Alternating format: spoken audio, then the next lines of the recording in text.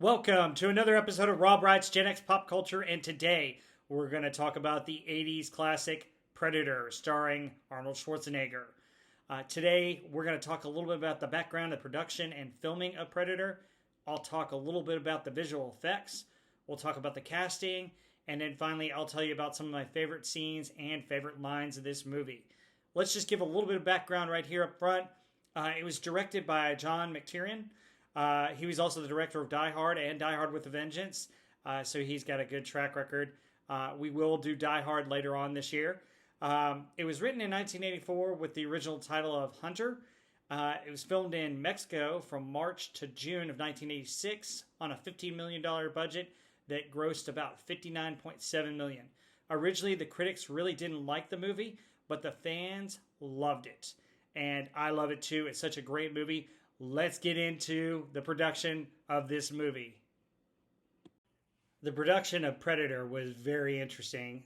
There are a lot of interesting stories and some fascinating ways that this got written and put on film. So first off, there was a joke in Hollywood that after Rocky IV, which is another great movie that you should definitely see, especially all the Rocky movies. Those are fantastic movies. But there was a joke after Rocky IV that in Rocky V, Rocky should fight an alien. Well, the screenwriters took that to heart and made a screenplay. So the original concept was actually for a single military commando to fight the Predator. And the Predator was going to be this alien that wanted to hunt the hardest game in the universe to hunt, which was mankind. So kind of cool concept, and they do have some of that towards the end of the movie, but as we'll talk about, there were a lot of changes. They chose Central America as a setting because that's where a lot of U.S. military activity took place in the 80s. Look at your history books for some more specifics on that, but very fascinating that they chose that in Central America. To be honest, I always thought it was Southeast Asia, but the jungles of Central America work out really well. The writers of the script were the Thomas brothers, and they were unknown at Hollywood at the time.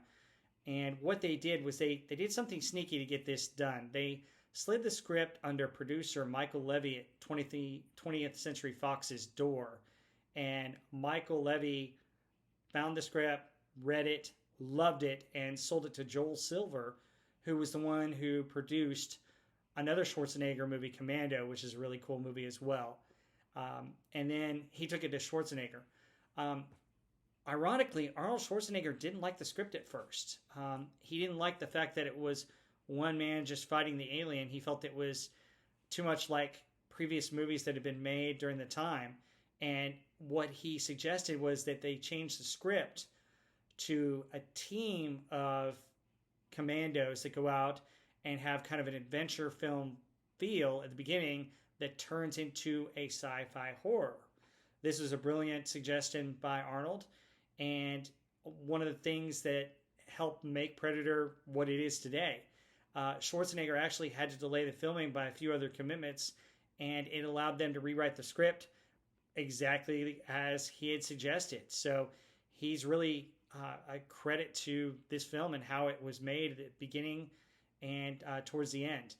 The production started in April, but it was halted on Friday, April 25th, because Arnold had to fly out on a private jet to go get married to Maria Shriver on Saturday, April 26th.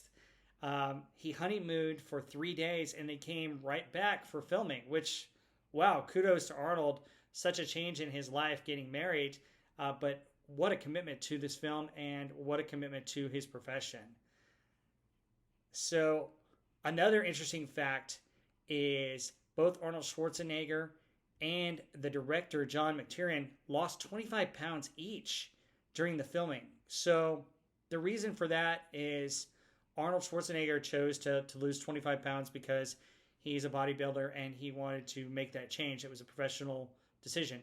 McTiernan, he struggled with the food in Mexico and didn't want to eat some of the food, and which was a wise choice because unfortunately several members of the cast and crew did get sick eating some of the food, and apparently the water at the hotel wasn't as sanitary as it needed to be, and it caused several sickness and illness problems. So that was some of the grueling parts of the shoot. The other aspect of the shoot that it was a very physically demanding shoot, and because of that, Arnold Schwarzenegger uh, got his comrades up, fellow actors up at 3 a.m. to work out before the day's shooting. Arnold actually had a set of weights flown in just so that he could work out, and he encouraged all his cast members to work out with him. Uh, Especially, it developed a little bit of a rivalry between him and Jesse Ventura, who was a pro wrestler and former Navy SEAL at the time. So really interesting stuff. I'll talk a little bit more about this when I talk about the cast. Um, One of the things that made it so demanding is that the terrain that they worked on in this film was very hilly. So there was no real flat surfaces. So anytime they're standing, they had one leg up and one leg down because it was, usually on a hill, which is highly unusual. It's, usually you have flat surfaces and do other things, but on location, they had to deal with a lot of the terrain. Schwarzenegger also had to deal with some other stuff like swimming in very cold water, and apparently the water had some leeches and some other things that they had to work around. And Arnold spent 3 weeks in mud for the final shots of the movie, so highly dedicated to his craft there. They also, for the jungle, you would think that it would be really hot and humid, but actually during the time of year that they were shooting, April to June, it was a little bit cooler down there, and it was actually quite chilly. So they had heat lamps, particularly at night when they were filming. Kevin Peter Hall, who played the Predator, had a lot of troubles with the suit, and so he couldn't see very well in the suit. So a lot of his scenes, particularly in the end fight, he had to practice over and over and really form muscle memory of his movements and where he would walk and what he would do because he couldn't see out of the suit. I thought this was very interesting. The costume was also very heavy and he had a hard time balancing. So let's talk a little bit more about the Predator costume and the visual effects because this is a fascinating area. So the Predator costume. Wow, what an interesting story. So the original Predator costume was disproportionate with large yellow eyes and a dog-like head. And I will tell you in a few minutes when we get to the casting who was originally in it. But yeah, that wasn't exactly what the filmmakers really wanted. And thank goodness they did because you can find some pictures and a few cut scenes out there with the original Predator design. And it looks very wonky. It's nothing like what we got. I'm so glad with what we got because I think the creature that they created is amazing. And who they got to redo the Predator costume was Sam Winston, who worked on the James Cameron films The Terminator, starring Arnold Schwarzenegger, another fantastic movie, and Aliens, which is just a awesome, incredible sequel to the original Ridley Scott film Alien. And he redesigned the costume, and it's a fantastic costume. I absolutely love the effect. The Predator is such a menacing figure and so cool. Let's talk a little bit about some of the aspects of the costume and some of the special effects that went into it, particularly the invisibility effect. This is amazing. So in the 80s, you didn't have all the technology that you have today. So what they had to do was they had to get somebody to dress in an all-red suit and go out and mimic all the different movements that the Predator had. And then they used chroma key techniques, which is a technique where you take the film and then you would erase the figure in red. And then what they did was they took a lens that was 30% wider and reshot those same scenes over it. And you would see the jungle, when they combined them, you would see the jungle background blending in and covering where the red was. So you get this awesome effect that we see in the movie where you can barely see the Predator camouflaged in the different areas of the trees and the different parts of the jungle. And I just thought this was really cool. Nowadays, you could probably do that digitally a lot easier, but wow, it's just an incredible effect. And I thought it worked really, really well in the movie. So for the thermal vision, infrared could not be used at that time because it did not register in the range of body temperature wavelengths, which is very interesting. The filmmakers actually used Inframetrics thermal video scanner because it gave good heat images of objects and people. Wow, interesting technology back then. The glowing blood was achieved by green liquid from glow sticks, which kind of cool, mixed with personal lubricant for texture. So when we see it bleed and we see different bleed outs, remember, if it bleeds, we can kill it. Um, was really cool effect. So the electrical sparks were rotoscoped animation using white paper pens registered on portable light tables to black and white prints of the film frames, which is really cool. The drawings were composed by optical crew and finished effects. So additional video effects were done by DreamQuest Images, and it was actually nominated for an Academy Award for Best Visual Effects. So yes, visually for this movie, oh my goodness, what a visually incredible movie this was. And then I can't forget the score. The score was composed by Alan Silvestri, which you'll know from one of my favorite movies that you can see right back here, Back to the Future. He had just scored Back to the Future and then went on to score Predator. Well, let's talk about the casting of this movie. So some interesting stories about the casting. So obviously the first actor they approached about this was Arnold Schwarzenegger, and I can't see anybody but Arnold in this role.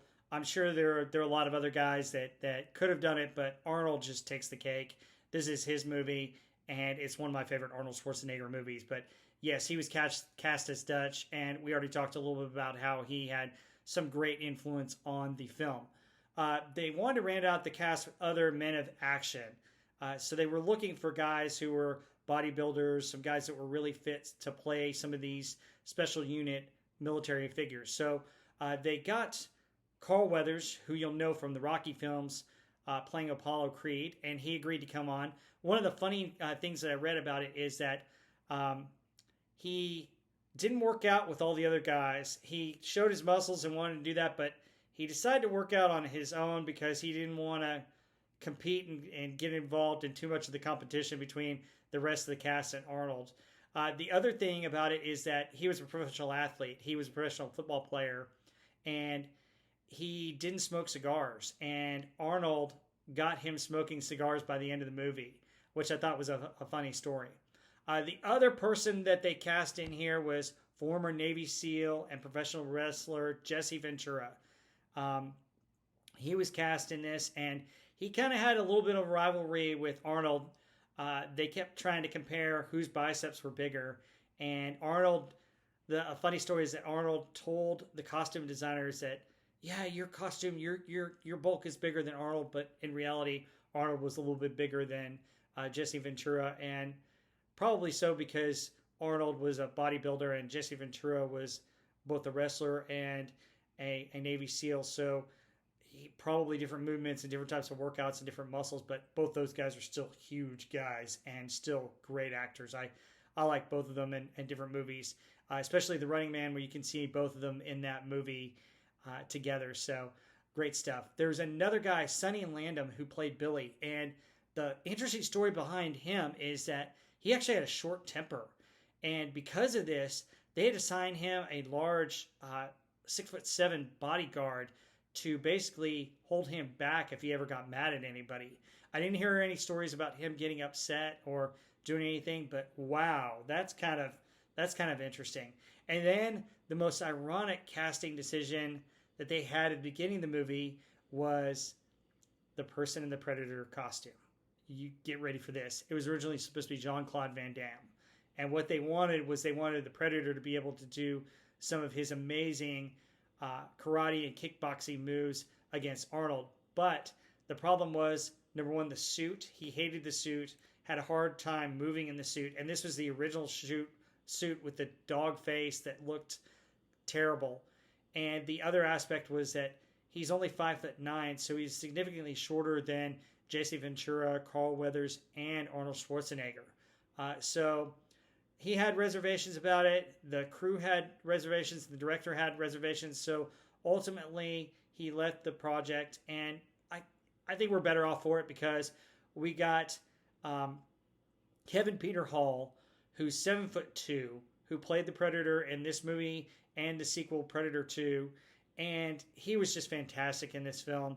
Big physical guy, menacing, really had a good screen presence, particularly when he goes up against Arnold at the end of the movie.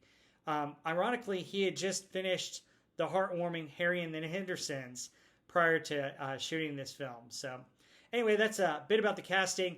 Let me talk a little bit about my favorite scenes, and I'll touch a little bit on some of the cut scenes as I talk about my favorite ones. So let's talk a little bit about some of my favorite scenes and some of the cut scenes for this movie. So there are a few cut scenes for the movie, but there weren't a whole lot to really go over. There were some cut scenes of the Predator going back to his ship and taking care of his wounds, but they decided to use a kit out in the jungle, which I thought worked better for the film. They really didn't have the budget to really do the ship properly, so that's part of the reason why you don't see the ship. Some of the other scenes are a little bit more gruesome, where he's actually taking the skull and the skin off of his victims and rolling the skin up and doing some other things to the skin as the trophy. And I don't know that that would have added more to the film. There were two other members of the commando team that were supposed to be in the movie, and they were supposed to be killed in the raid on the enemy village, and that was cut from the film as well.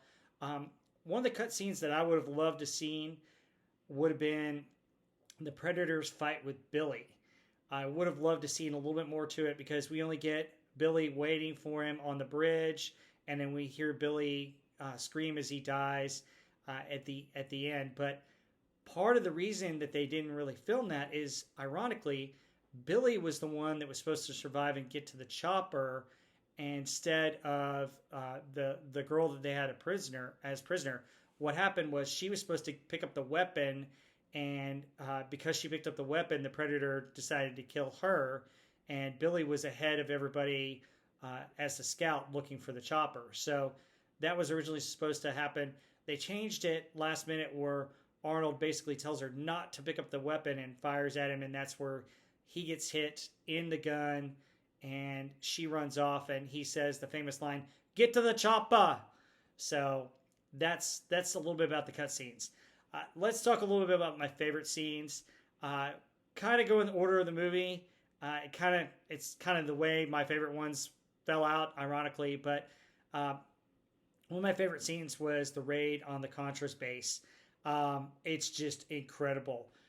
You get your usual tropes where they take out some of the guys, and then Arnold picks up this truck and sends it right into the middle of the group, and it explodes. It's just awesome. You have another guy with a grenade launcher just doing all kinds of damage. Jesse Ventura gets into the act with his Gatling gun, which is just one of the coolest weapons in this film. More about that in another scene that I love. But they just blow up all kinds of stuff in this base, and it's just incredible. You also get some of the great Arnold lines. So there's a scene where he throws this knife at somebody and says the famous line, "Stick around."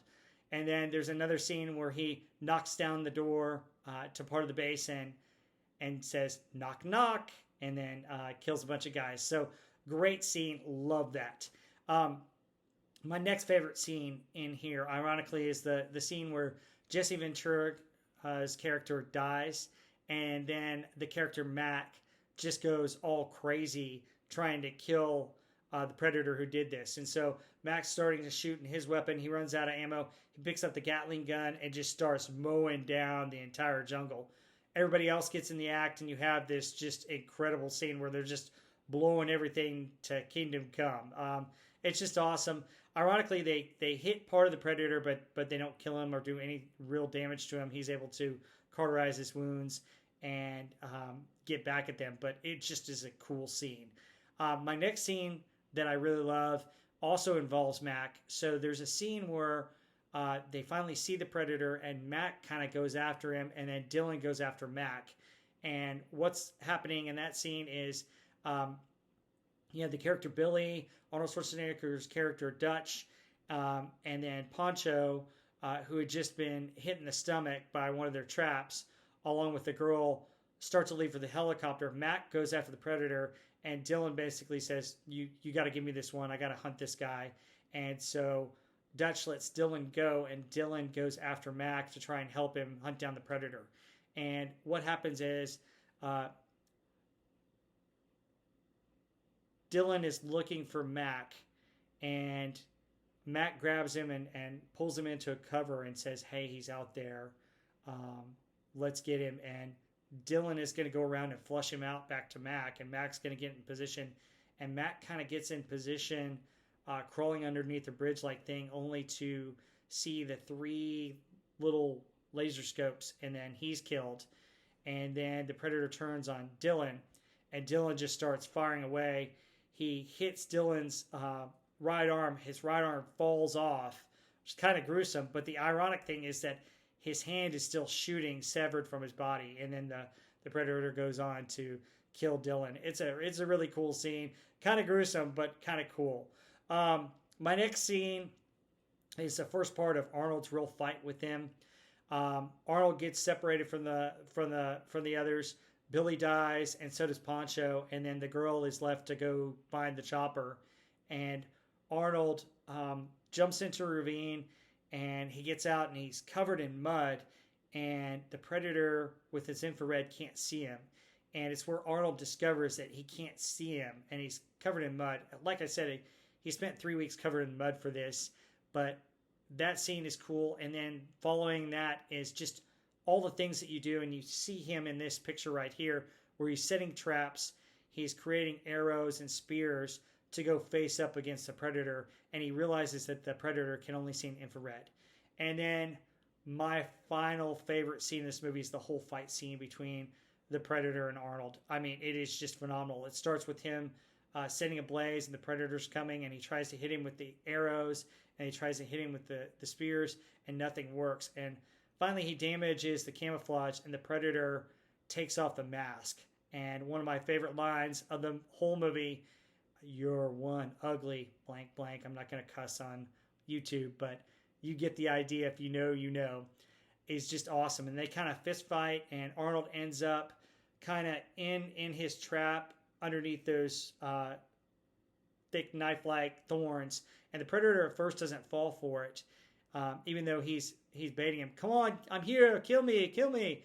The Predator goes around, and fortunately Dutch has another trap, and he springs it. The stone falls on the Predator, pretty much killing him. And with his dying breath, the Predator basically sets a self-destruct, and Dutch notices this and gets the heck out of there, and fortunately he finds the chopper, and that's the end of the movie. But that whole fight scene is just amazing. I strongly recommend that you see this movie. It's fantastic. Of course, I always recommend that you buy it on Blu-ray, because you never know where you might be able to find it streaming. So share with me on the comments what you love about this movie. Share your favorite scenes. Share your favorite lines. I shared a couple that Arnold has, but share some of your favorite Schwarzenegger lines from this movie or other Schwarzenegger movies, and let's have fun with this movie. Don't forget to like and subscribe, and we'll see you on the next video.